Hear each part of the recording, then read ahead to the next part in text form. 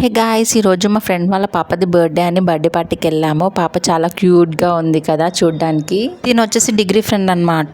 Functions ఎంత దూరం ఉన్నా కానీ మేము మోస్ట్లీ అటెండ్ అవ్వడానికి ట్రై చేస్తాము. ఎందుకంటే మనం వెళ్తేనే వాళ్ళు కూడా మన ఫంక్షన్స్కి వస్తారు. జస్ట్ ఫ్రెండ్సే కదా అని క్యాజువల్గా తీసుకోవద్దు. నేనైతే కంపల్సరీగా వెళ్ళడానికే ట్రై చేస్తాను అనమాట. ఒకవేళ వాళ్ళు పిలిచినా పిలవకపోయినా కానీ నేను మాత్రం కంపల్సరీగా పిలుస్తా. ఎందుకంటే వాళ్ళు ఏదో పనిలో పడి పిలవకపోవచ్చు అని అనుకోవాలి, అంతేగాని వాళ్ళు పిలవలేదు కదా అని నేను పిలవకుండా అస్సలు ఉండను అనమాట.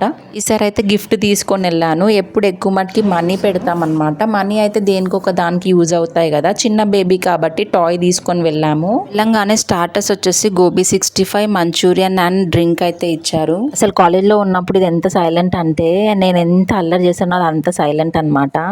ఇది ఎంత సైలెంట్, నేను అంత కొంటె పనులు చేస్తాను అనమాట. అసలు క్లాస్ అవుతుంటే కూడా నేను ఎట్లా జోక్స్ వేస్తుండే తెలుసా. అసలు నేను జోక్స్ వేస్తుంటే మా ఫ్రెండ్స్ అందరు అంటుండే, నువ్వు జోక్స్ వేస్తావు, నువ్వు తప్పించుకుంటావు, మేము మాత్రం దొరికిపోతామే తల్లి జోక్స్ వేయకంటుండే.